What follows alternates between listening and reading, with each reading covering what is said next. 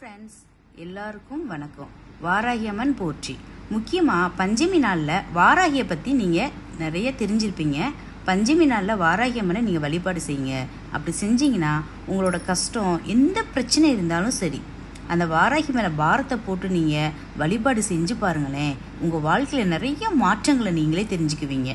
வேறு மாதத்தில் வர்ற ஒரு பஞ்சமிக்காவது நீங்கள் வாராகி அம்மனை வழிபாடு செய்யுங்க ஃப்ரெண்ட்ஸ். அப்படி செஞ்சீங்கன்னா வீட்டில் இருக்கிற கஷ்டம், எந்த ஒரு பிரச்சனையும் நமக்கு இருக்காது, எந்த எதிரிகளும் நமக்கு இருக்க மாட்டாங்க. அதனால் வீட்டில் முடிஞ்ச வரைக்கும் பஞ்சமி நாளில் வாராகி அம்மனை வழிபாடு செய்யுங்க.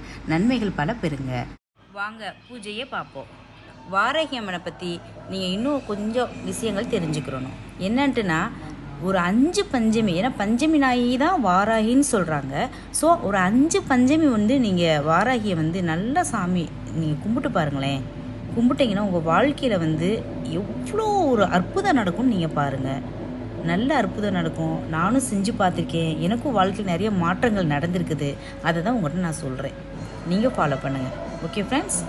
ஓகே, உங்களால் முடிஞ்ச அளவு ஏதாவது ஒரு நெய்வேத்தியம், எந்த தான் அப்படின்னு சொல்கிறது கிடையாது, எந்த நெய்வேத்தியனாலும் வச்சுக்கோங்க, வச்சு வழிபாடு செய்யுங்க.